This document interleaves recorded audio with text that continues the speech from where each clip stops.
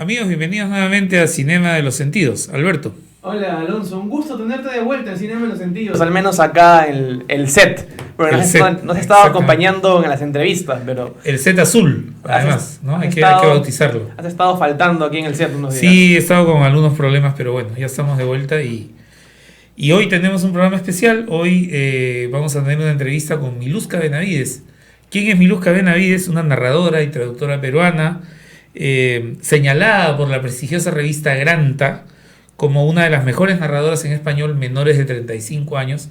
Granta siempre suele hacer este corte, y hay que recordar que Granta es una de las principales revistas de narrativa, tanto en lengua inglesa como en su versión en español. Es una revista muy exigente con los contenidos que publica. Por lo tanto, que Miluska Benavides esté ahí creo que dice mucho de la calidad de su obra. Es autora de un libro de cuentos, La Casa Espiritual, que lo tengo aquí en segunda edición. La primera fue una novenal de Celacanto, que se repartió gratuitamente en distintas librerías. Esta es de Hipatia Ediciones, reciente. Una edición muy cuidada, debo decir, muy fina. Es traductora, dije, y ha traducido nada menos que Una temporada en el infierno, un texto clásico de Rimbaud, uno de los grandes textos del malditismo occidental, y es autora además de un estudio sobre la prosa de José María Eguren, otro poeta muy emblemático de la tradición peruana y, por qué no, hispanoamericana. Y viene además con un proyecto del que seguramente nos va a comentar ahora. Es una primera novela cuyo título es Hechos. Acompáñenos a conversar con Miluska Benavides.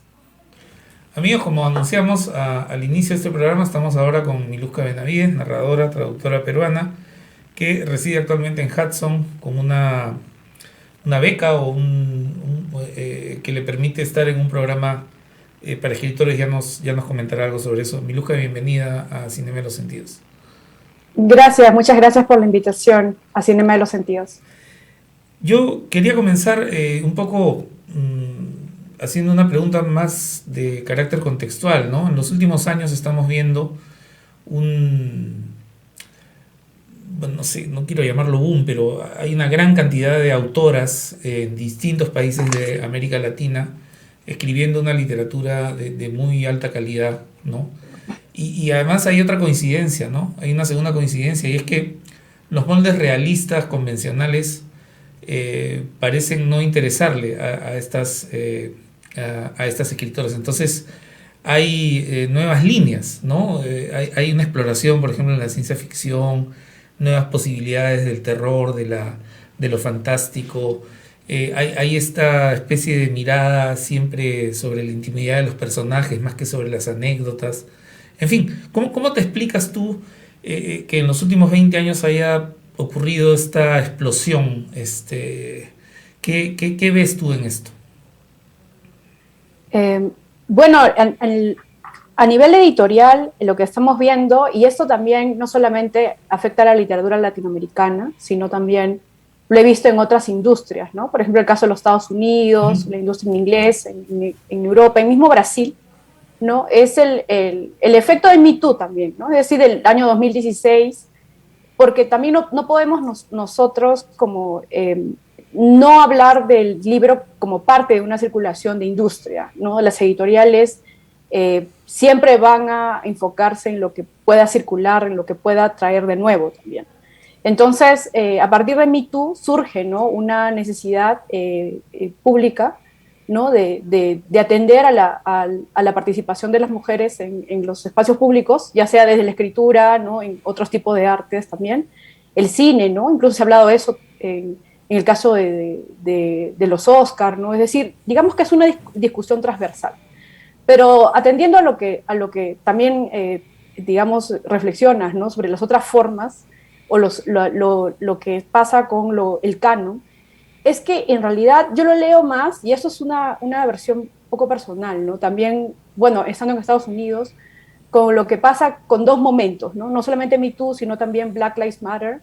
Es decir, se pone en cuestionamiento a nivel transnacional, es decir, son eventos muy localizables en los Estados Unidos, pero que tienen, ¿no?, una llegada transnacional. De la necesidad de incursionar en nuevos paradigmas, porque los paradigmas, estamos viviendo ahora en los últimos años en un cambio de paradigma, ¿no? Eso es innegable, no solamente lo hablan los académicos, sino también los artistas, etcétera. Entonces, dentro de ese cambio de paradigmas está la revisión de los paradigmas dados, ¿no? Y eso afecta no solamente a la narrativa, a la poesía, sino también a la filosofía, ¿no? O sea, digamos que antes, cuando se dictaba filosofía, por ejemplo, figuras como Hegel, Kant eran indiscutibles, pero sin embargo ya se está discutiendo la validez, ¿no?, la universalidad o de todas maneras la noción de universable en estas, digamos, en estas figuras, en estos cánones, en este paradigma. Entonces, frente a esto, la narrativa fantástica, ¿no?, el horror, ¿no?, y otros discursos marginalizados por un canon, ¿no?, digamos que dentro de un realismo que se impone en el siglo XX, aparecen como alternativas de creación, ¿no? Aparecen como estos puntos de enunciación en los cuales las escritoras latinoamericanas, ¿no?, se están reconociendo, porque no es el caso, por ejemplo, de la narrativa en inglés totalmente, ¿no?, sino que es interesante hablar que son las escritoras en español latinoamericanas las que están adoptando en la que están, digamos, escribiendo desde estos límites, ¿no?, desde estas, digamos, que fronteras también de género, y eso es interesante. Entonces, digamos que yo lo veo también como parte, ¿no?, de un movimiento de cambios de paradigma también, ¿no?, de lectura, de apropiaciones. Claro, porque una de las lecciones que podríamos extraer de estas dos últimas décadas es quizá que afirmar que pues las hegemonías no iban a durar para toda la vida, ¿no? O sea, tiene que haber algunos recambios, ¿no? En ese sentido, sí. No sé si has pensado tu lugar en la tradición peruana o en la tradición latinoamericana, y en todo caso, en ese lugar, en ese espacio, ¿te sientes cerca de quiénes? ¿Qué autores o autoras sientes que de alguna manera forman una comunidad de sensibilidad o de intereses con tu propia escritura? Yo creo que son varios momentos, ¿no? Porque yo creo que los escritores somos los libros, entonces también a veces los libros responden a distintos momentos, y en mi caso, por ejemplo, si hablo de mí en estos últimos años, me interesa mucho digamos que las experiencias locales en cuanto, nuevamente, son estos espacios en los que se puede ganar una enunciación que pueda dar, ¿no?, nuevos horizontes a este cambio de paradigma, ¿no? Y en ese aspecto, por ejemplo, el trabajo de esta localidad, como lo hace Selva Almada, por ejemplo, ¿no?, me interesa muchísimo. O también acabo de leer Las Malas de Camila Sosa, ¿no?, trabajar desde Córdoba, pero con estas intersecciones y de pronto van surgiendo, o el caso de Richard Parra también, ¿no? Es decir, son cuestiones locales que de pronto están, digamos, generando otras miradas, otro lenguaje, otra perspectiva, que nuevamente esto responde mucho al momento que estamos viviendo, ¿no? O sea, estas narrativas, o el caso de Temporada de Huracanes de Fernanda Melchor, ¿no?, que también, ¿no?, trabaja con el insumo local. Entonces, yo veo el insumo local como una posibilidad de poder atender a nuestros procesos y de estos procesos generar una mirada, digamos, que no reproduzca, ¿no?, estos paradigmas que ya parece que no nos están llevando a ningún lado, sino que de pronto de acá sale algo, ¿no? Entonces, y en el caso de eso, los escritores en lenguas originarias y también las nuevas generaciones, por ejemplo, estuve en una mesa con Diego Zúñiga, y lo menciono porque le quiero robar a él una noción que él trabajó, que es el del nuevo paisaje social. Lo que estamos viendo en la escritura, tanto en los Estados Unidos, sobre todo en los Estados Unidos con los escritores que llamamos de color, entre comillas, ¿no?, es que hay una nueva generación que ahora puede acceder a la escritura, a diferencia de hace 50 años, ¿no? Y en este caso también se encuentran los escritores en lenguas que no son el español, y están, y en ese circuito, decía Diego, ¿no?, este es un paisaje social nuevo, Entonces, un paisaje social nuevo que pueda acceder, que son hijos de la migración de los años 80, y él hablaba de Chile particularmente, ¿no? O el caso no solamente de él, ¿no? Él no es de Santiago, ¿no? Sino es del norte de Chile, o el caso de Daniela Catrileo, que es una escritora mapuche de expresión en español en narrativa, ¿no? Entonces, en Perú también está sucediendo eso, ¿no? Entonces, si yo me reconozco como parte de esa conversación, es esa en estos momentos, ¿no?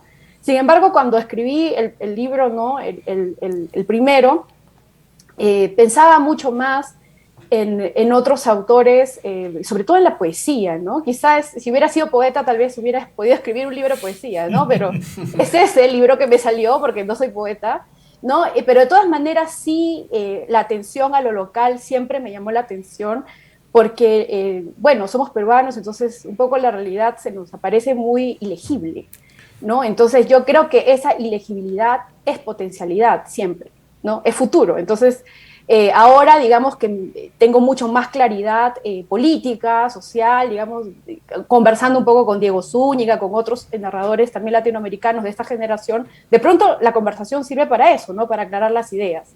Entonces, en estos escritores, digamos, me interesan como lectora, también como escritora, ¿no?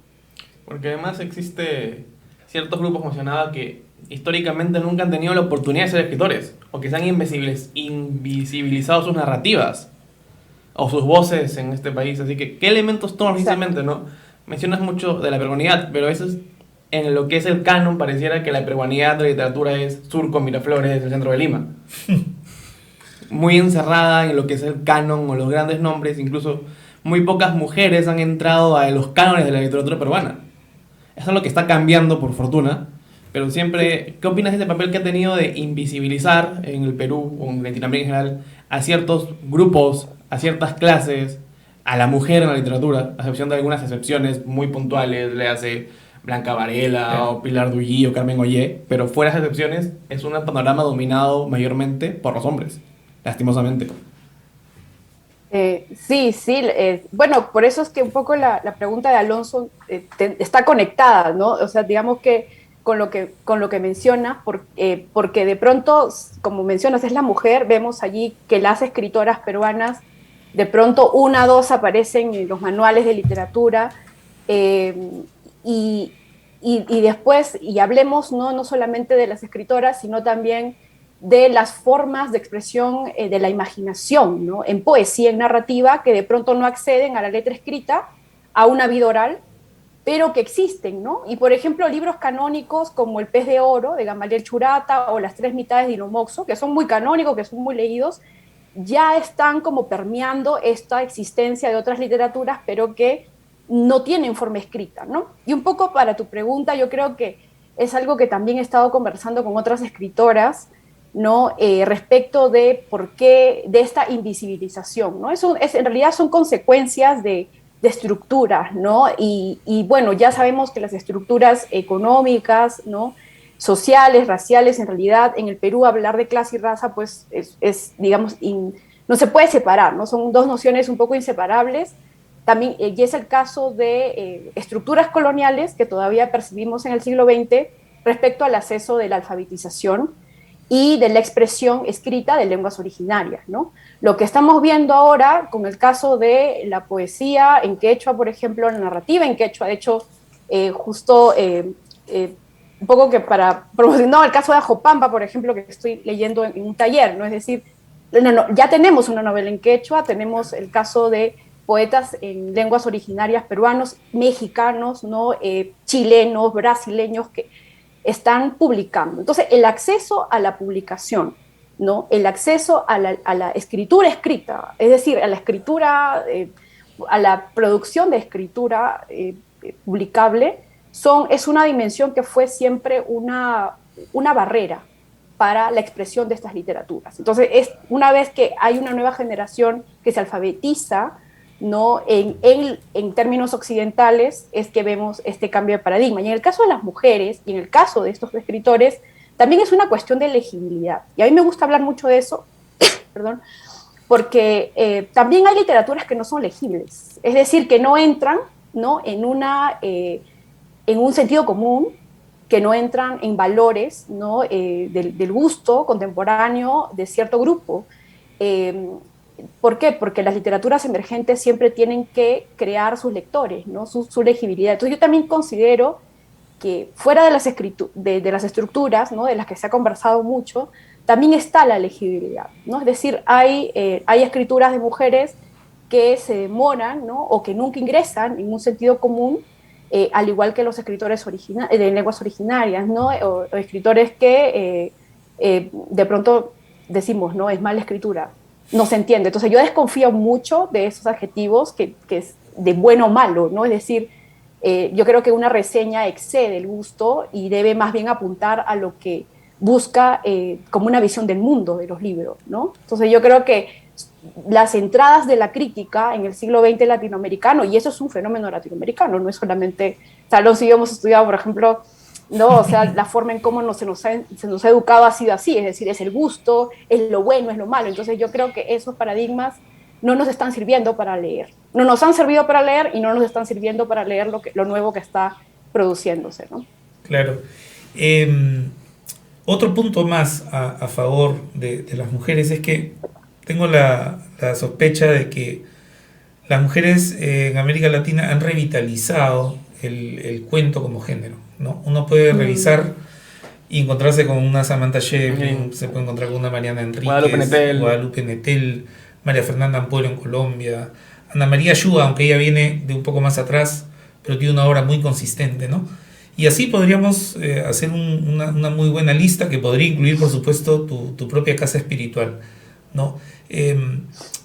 ¿Hay algo que explique esta cercanía entre la escritura femenina y el cuento? ¿Se te ha ocurrido pensar en este contacto?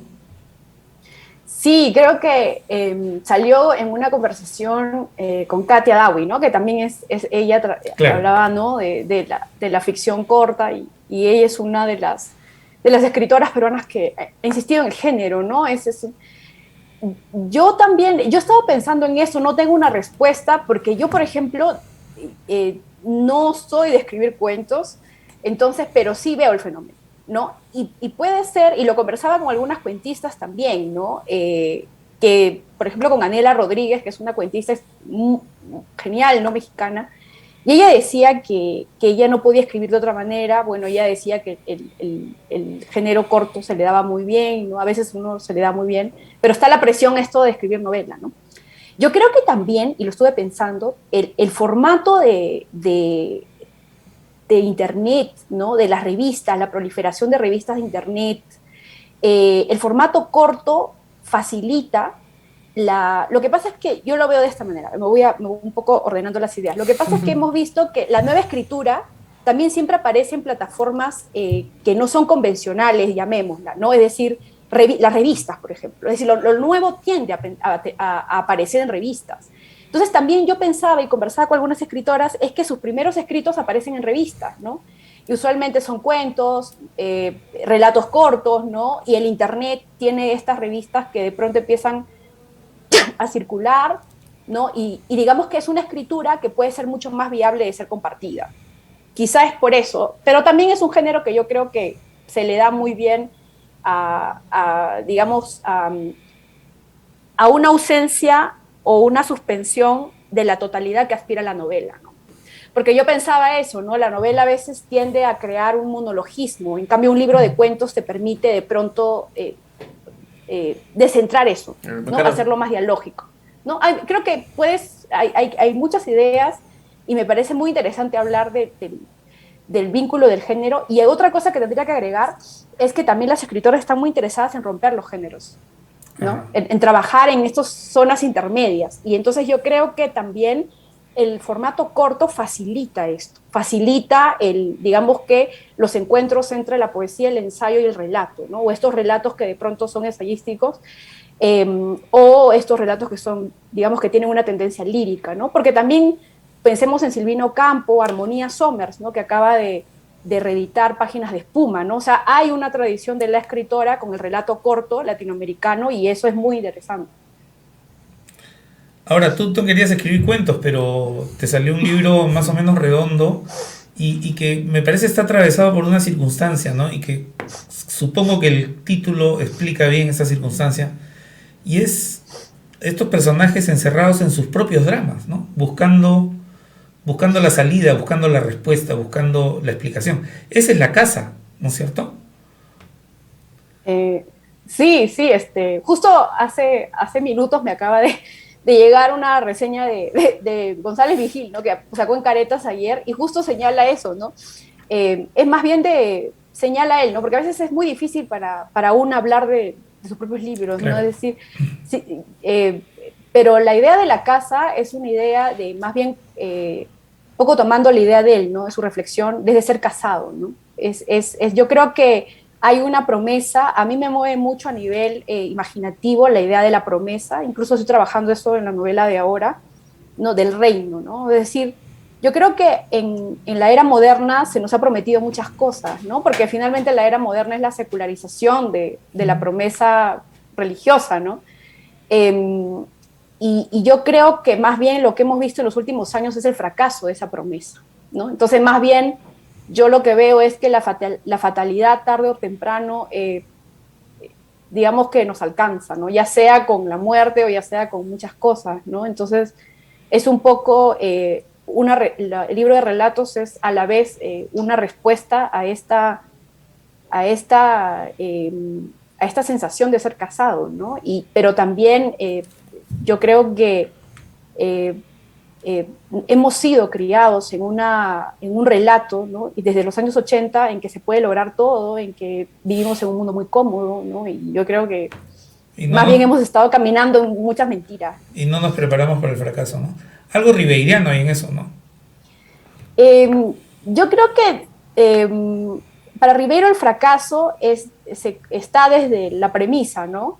Yo creo que más que fracaso es más bien lo que me interesa más, no es tanto el fracaso a nivel social, porque un poco en Ribeiro es eso, ¿no? Es decir, está siempre en la sociedad y el fracaso frente a otros.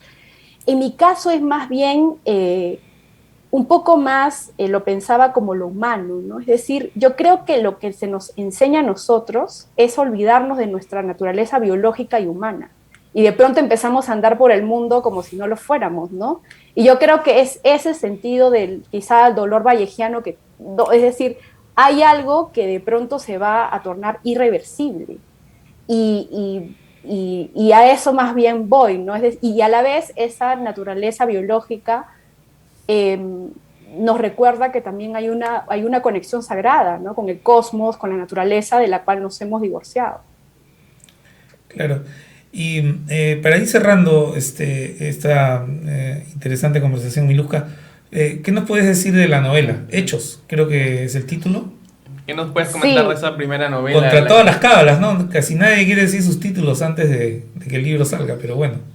Hechos, ¿qué tipos de hechos? Sí, no, más bien, yo creo que eso obliga a que no cambiemos los títulos, ¿no? Yo creo que Hechos es una novela un poco bueno, salió un fragmento publiqué en la selección, ¿no? En Granta. En Granta. Que es una novela que va sobre... es una novela que, o sea, digamos que narrativamente se aproxima a la actividad minera, okay, en Perú, ¿no? Porque ese es el fragmento que aparece allí, pero a la vez lo que me interesa de la minería es todas sus dimensiones, porque a mí me interesa mucho el mundo natural, es decir, me interesa mucho el mineral, ¿no? Entonces, la conexión del mineral con un relato transgeneracional, ¿no? Yo creo que eso es lo que podría ir, digamos que ya lo tengo resuelto a nivel de proyecto, ¿no? Es un proyecto cuyo eje es no la minería como una actividad, digamos, que aparece en los periódicos, sino más bien es la idea del trabajo la que me interesa mucho, es decir, la gente que trabaja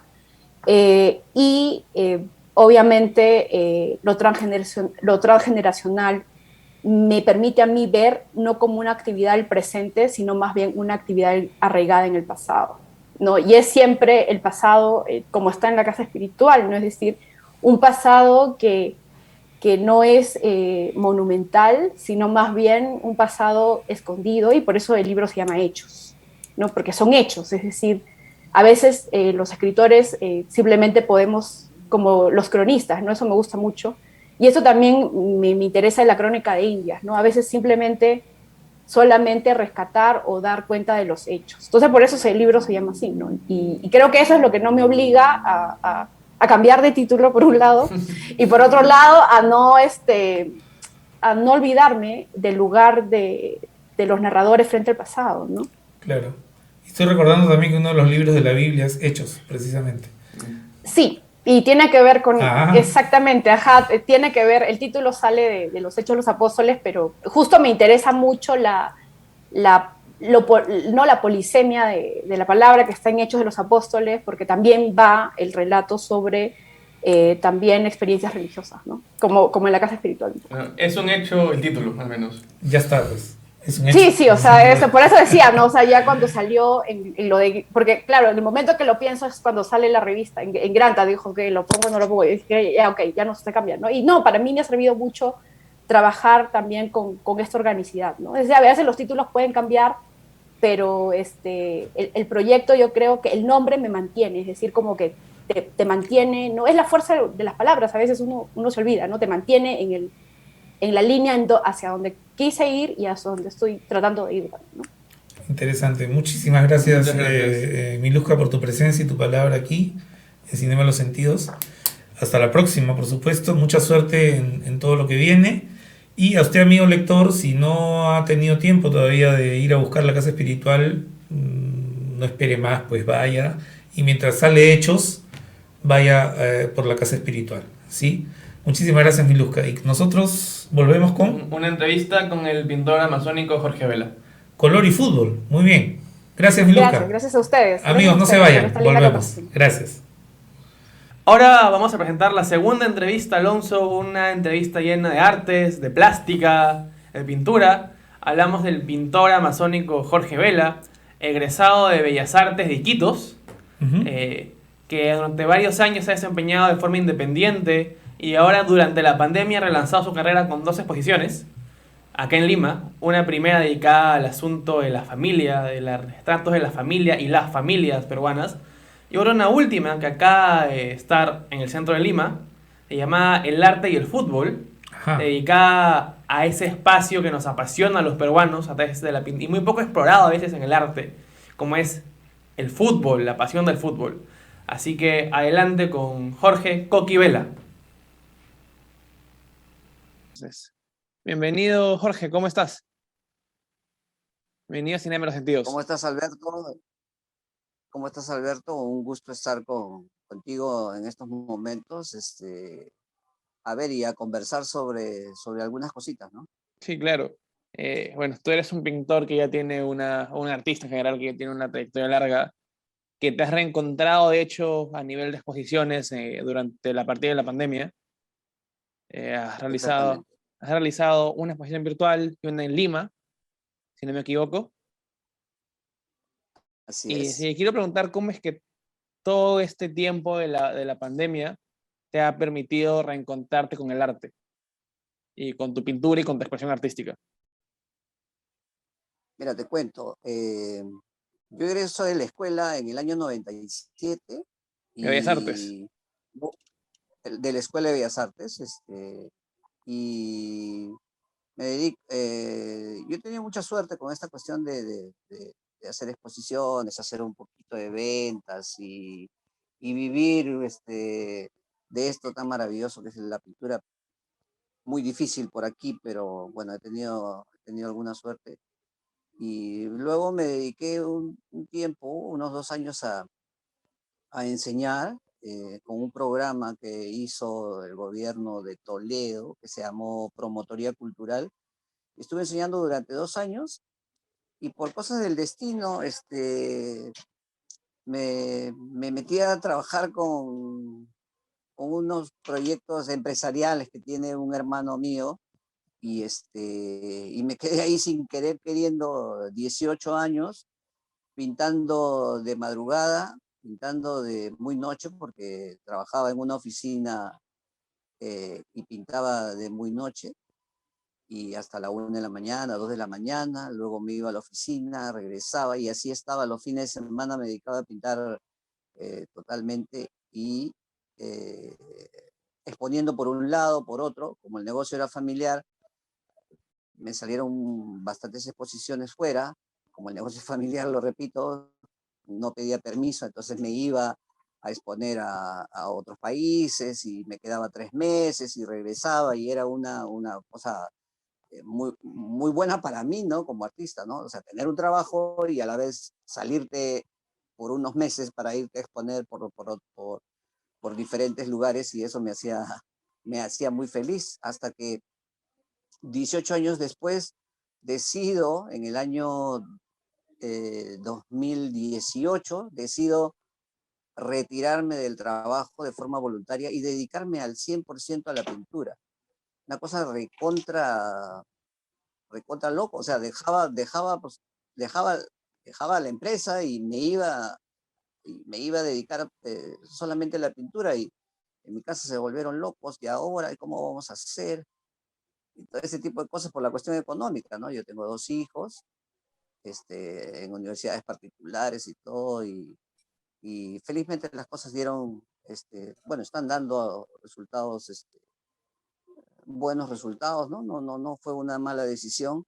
Y a raíz de esa salida de la empresa para dedicarme a mi empresa, o sea, a mi Claro. arte, es cuando viene la pandemia, ¿no? Eh, Estaba en la pandemia y estaba pintando mucho, porque ya venía un año pintando mucho, mucho, mucho, porque me dedicaba al 100%, como vuelvo a repetir, y al llegar la pandemia fue algo que golpeó mucho, ¿no? Al principio daba la impresión de que iba a ser una cosa sencilla, ¿no? Se tomaba como, oye, qué gracioso, ¿no? Nos vamos a quedar, o qué gracioso, entre comillas, nos vamos a quedar 15 días sin salir, proyectábamos con mis hijos a qué películas íbamos a ver y no sabíamos que iba a ser tan horrible esta cuestión, ¿no? Claro. Entonces, a partir de eso, siempre pintando y pasaba el tiempo y en Europa se ponían más duras las cosas y luego de Europa, tú sabes, el Perú seguía y el Perú tenía sus muertos y cada vez peor se ponía la situación y decidimos hacer pues esta exposición virtual, que fue una cosa, de verdad fue una cosa increíble, ¿ah? Increíble cómo se dio. Creo que fuimos uno de los primeros por aquí, por estos lares, en hacerla, por eso tuvo tanta repercusión y eso nos alegró muchísimo porque nos escribían, nos llamaban, periódicos, canales de televisión y todo para dar algunas notitas, ¿no? Claro. Fue muy, muy, muy interesante esa cuestión. Y antes de entrar ya a lo que es en sí tu arte, estas exposiciones que has hecho, ¿tienes algún referente en la pintura, sea masónico, sea histórico? Porque viendo tus cuadros yo noto ciertos elementos expresionistas, tal vez, cierto manejo tal vez medio cubista. ¿Tienes algún referente en la pintura? Bueno, como todos nosotros, bueno, la pintura en realidad no es una cuestión, es una cuestión que te va alimentando, ¿no? Tú tomas de todos lados imágenes y las amoldas a tu expresión, ¿no? Entonces yo he vivido mucho tiempo, sí, pues, viendo a Picasso, viendo a Chagall, me gustan mucho de Kooning, los libros que tenía cerca de esos libros son los que siempre me han alimentado al principio, ¿no? Y luego, ya yéndote a museos y con esta cuestión del internet, ya es muy fácil ver más cosas. Entonces, los referentes primeros han sido, pues sí, Picasso, porque ha tenido más tiempo conmigo, porque tenía un libro muy grande de él y vivía mirando sus pinturas. Al principio he hecho bastantes, he practicado mucho haciendo algunas imágenes como las de Picasso, y, y así, ¿no? Y así han pasado las cosas. Una alimentación como una esponja, ¿no? Absorbes de todos lados y luego ya en el taller uno solo ya va haciendo lo que le nace en realidad, ¿no? Como diría Picasso nuevamente, eh, no buscando, sino encontrando, ¿no? Claro. Y bueno, yendo a tus tópicos en las últimas exposiciones, primero tuviste una dedicada a las familias, a la representación de las familias. ¿Cómo es que decides y qué interés tienes en reflejar a las familias? Es al lado de la exposición Es- virtual del 2020. sí, esa exposición se llamó Secretos de Familia, sí, fue... Mira, a mí me encanta el libro Cien años de soledad. Yo soy de Moyobamba, del departamento de San Martín. Igual que yo, y Sí, creo que pues, no hay ciudad que se parezca más a Macondo. exactamente, exactamente, a eso iba, ¿no? Entonces, esas historias que yo plasmo, al principio yo las he escuchado de mis abuelas, ¿no? De mis abuelas, de mis tías, de mis tíos, ¿no? Siempre mi familia es bien unida, entonces, en las reuniones familiares se contaban muchísimas historias, ¿no? Eh, yo he vivido muy cerca a la casa, mi abuelo vivía al costado de mi casa, la casa de mi abuelo y la casa nuestra estaban juntas, entonces yo por el cerco no teníamos, no teníamos no iba no salía de mi casa para entrar a la casa de mi No abuelo, había una sino que atrás división. había un cerco. Sí, es un cerco que por ahí yo me metía pues a la casa de mi abuelo, ¿no? Era prácticamente una, dos casas en una, por decirlo, ¿no? Entonces, las historias de mi abuela, las historias de mi abuelo, todas esas cosas siempre se han quedado grabadas, ¿no? Y luego, a los 13 años, cuando yo leo Cien años de soledad, yo hago un símil, ¿no? Entre las historias que escuchaba en Moyobamba y las cosas del libro. A los 13 quizás los leí muy rápido, pero luego a los 16 volví a leer el libro, a los 19 creo que lo volví a leer y luego hace como 5 años volví a leer el libro, ya apuntando cada una de las, tú sabes, ¿no? Aureliano Buendía y toda el Claro, árbol genealógico claro. ya apuntando, ¿no? Y esa cuestión del árbol genealógico también a mí me encantaba, ¿no? Porque mi familia es súper numerosa, ¿no? Mi mamá viene de 10 hermanos, mi papá de 4, pero mi bisabuelo materno, dice que tuvo más de 30 hijos, ¿no? Entonces, la familia es bastante grande y siempre nos hemos reunido a contar historias, y eso ha ayudado a que yo pinte sobre familias, ¿no? ¿Hay alguna anécdota que recuerdes que te venga a la mente al pensar en esta similitud entre la historia familiar y Macondo? Eh, pues sí, me río ahorita y digo, sí, pues hay bastante similitud. Muchos, muchos tíos son a la vez son primos y son tíos. Había una relación muy loca ahí entre los señores antiguos y las señores antiguas que forman parte de mi familia. Entonces, por ese lado tengo muchísima familia y es una historia loca, pues, ¿no? Claro. Y una pregunta, ¿eres futbolero? Claro, me encanta el fútbol, me encanta el fútbol. Y Eh, a partir... yo, Dale, dale. a, par- a partir tú sabes, ¿no? En Moyobamba, yo tengo 52 años y en el año 75 tenía 5. Entonces mi viejito tenía una motocicleta 50, una Honda 50.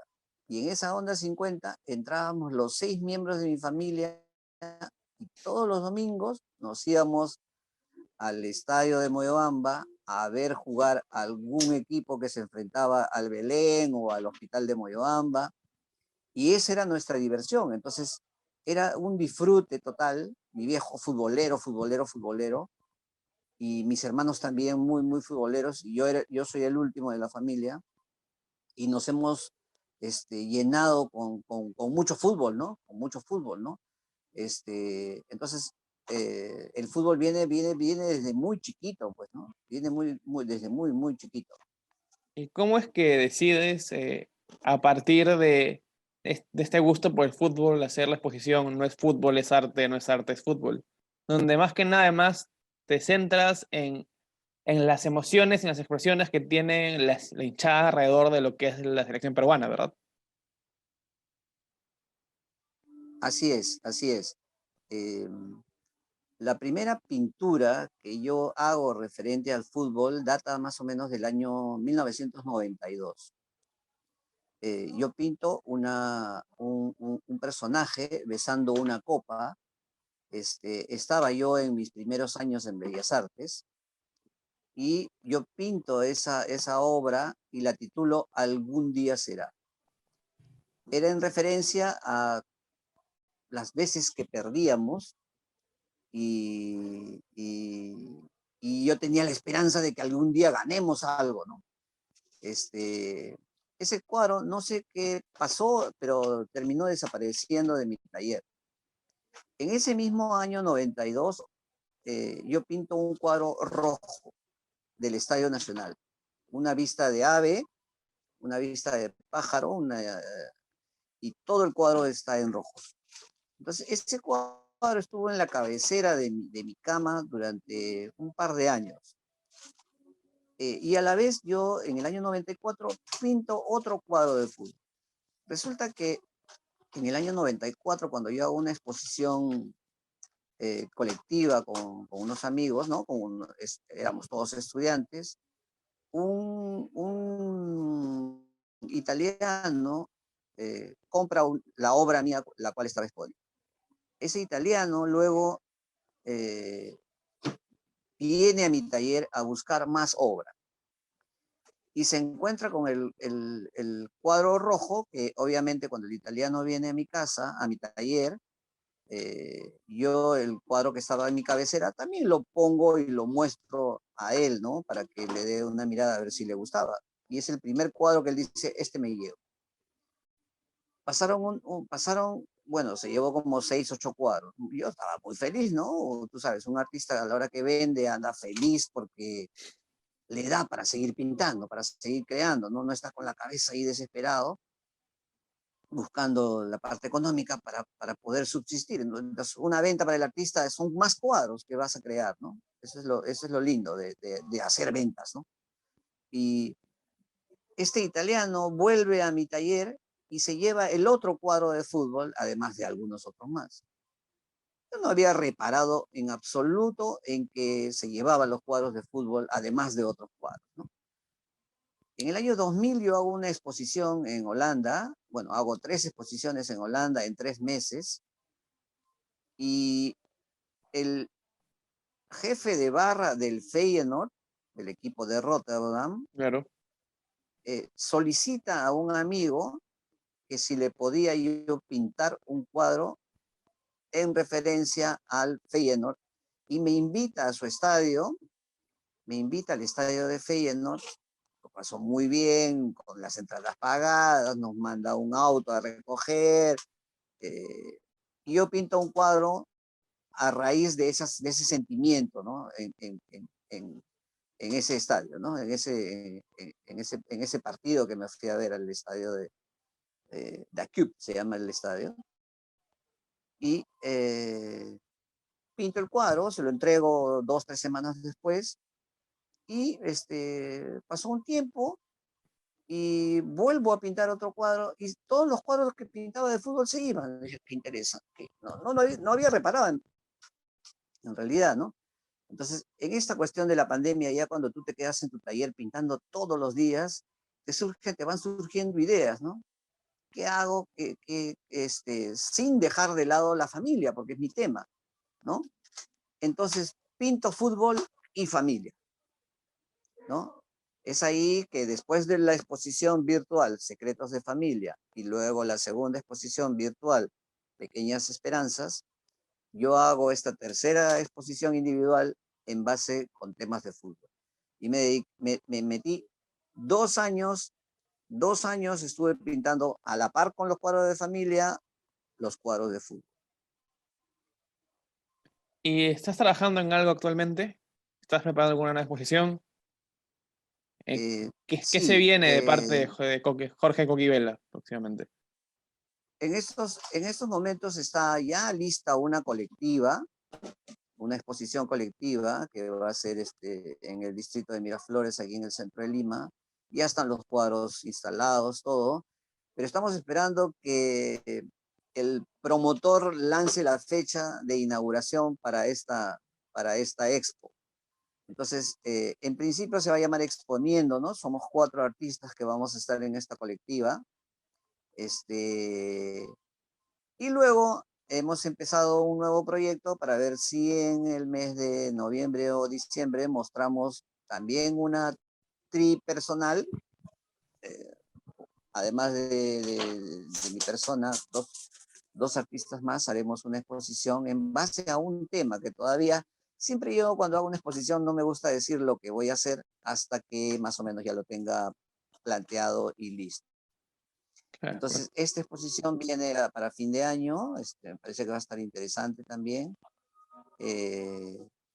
También toca un poquito el tema familiar, pero también un poquito el tema religioso en esta vez, ¿no? Perfecto. Y en estos momentos estoy haciendo en Barranca, en la ciudad de Barranca, estoy haciendo un mural de mosaico bastante grande y me tiene ya casi 2 meses metido ahí. Viajo a Barranca de lunes a viernes, regreso a Lima los fines de semana a tomar energías y ya estoy en la última etapa de ese mural que seguro va a tener alguna presa porque es el mural más grande de la región, de esa parte de Lima, ¿no? Mide 8 metros por 20 metros de largo, 8 metros de alto por 20. Y ahí estamos trabajando, dándole duro a este mural que es un pedido en realidad de la Universidad Nacional de Barranca. Muchas gracias, Jorge, por tu compañía y tus palabras. Espero pronto poder ver esa exposición, la primera que hemos hablado de Miraflores, y de ¿Sí? paso volver a conversar. Muchas gracias. De todas maneras. Bien, ya prepararon la canchita porque ahora vienen las recomendaciones. Casa de la Literatura, en su colección Intensidad y Altura, nos ofrece esta colección de crónicas de César Vallejo, titulada Del siglo al minuto, crónicas sobre máquinas y ciencia. Son aproximadamente unas 15 crónicas en las que el poeta, nuestro gran poeta César Vallejo, escribe sobre temas vinculados con la ciencia, la técnica, la modernidad. Una reflexión muy interesante, por ejemplo, sobre la velocidad, que como ustedes saben es un elemento importante en las vanguardias, ¿no? Este culto por las máquinas. Ahora, no todo es entusiasmo, también hay una mirada irónica, hay una mirada crítica también sobre esto. Pero es muy interesante. El título Del siglo al minuto nos habla pues de la aceleración del tiempo histórico que se vive en las vanguardias. Quiero poner énfasis en un trabajo de la editorial Cuerti que dirige con mucho acierto el poeta José Barrón, que está publicando estas ediciones muy delicadas, muy finas, de poesía peruana y también de textos narrativos y de no ficción. Por ejemplo, es Una flor amarilla de Luis Lahoz, poeta importante de la generación del 70. Esto también pertenece a otro poeta del 70, Carlos López de Gregory, Los desvanecidos se llama, ¿verdad? Es un nuevo texto, un nuevo libro de poemas, un homenaje a Osvaldo Reynoso por 10 escritores de varias edades y de varias generaciones, bajo el título Palabra de Collera, que recuerda obviamente a uno de los textos emblemáticos de Reynoso, que es Los Inocentes, ¿no? Está también de Domingo de Ramos, Muerte por el viento, entiendo su libro más reciente también, y del propio José Barrón, El silencio solar. Como ven ustedes, pueden apreciar unas ediciones muy finas en papel color avena, ¿no es cierto? Muy bien hechas, con mucho gusto y con mucho cuidado. Hace un programa, si mal no recuerdo, tuvimos aquí a Jorge Coahuila. Que lo pueden ver en el YouTube de Que RCR pueden verlo Perú. en YouTube, por supuesto. Y no quería dejar de volver a insistir en recomendar Ribeiro, una vida, digamos, no existen en este momento otros esbozos biográficos sobre Julio Ramón Ribeiro, y creo que este es un punto de partida magnífico para entrar de lleno en el universo íntimo y personal de Julio Ramón Ribeiro, nuestro gran escritor, nuestro gran autor de cuentos, ¿no? El gran cuentista hispanoamericano que fue Julio Ramón Ribeiro. Y ahora es momento de hablar del cine, de dos estrenos, en este caso un estreno y un reestreno, ambos venidos desde Norteamérica. Primero hablemos del estreno, que es Spencer, la última película del director chileno Pablo Larraín, conocida por películas como Jackie, como Neruda, como No, entre otros, que es su segunda incursión en el cine estadounidense.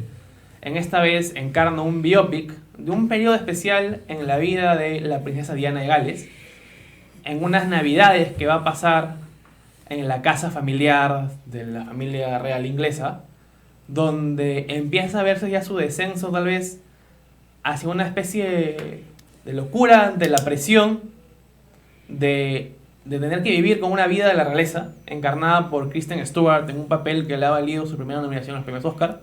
Una película interesante en la cartelera. Pablo Larraín es un director que suele ser una garantía de calidad, y creo que es una película recomendable.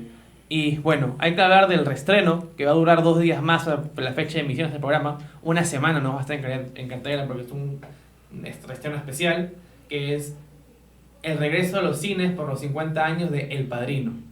El Padrino 1, una de las películas más icónicas, emblemáticas y mejor realizadas en casi todos los aspectos posibles. Clásico de clásicos. Del cine norteamericano y mundial. No hay mucho más que decir que esta película que no se haya dicho, sería caer en lugares comunes, pero para una generación o 2 generaciones de los últimos 15 años, me parece que el último estreno que tuvo en Perú fue en el VK, cuando proyectaba cine clásico en la sala del Arcomar, ¿verdad? Que fue la última vez que se pudo ver, hace por lo menos 10 años que no se puede ver El Padrino en salas de cine. Creo que es una oportunidad para jóvenes que no lo hayan visto, para gente que nunca ha tenido la oportunidad de verlo en el cine, aprovechenla, que es una película que en el cine es una espectacularidad.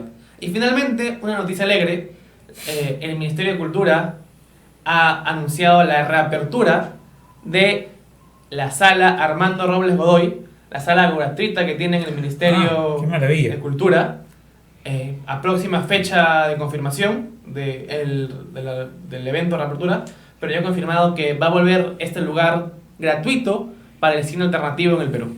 Estupenda noticia sin duda, y nos vamos muy contentos con eso. Amigos, muchas gracias por su compañía. Nos vemos la próxima semana aquí en Red de Comunicación Regional en Cinema de los Sentidos. Chao. Hasta la próxima.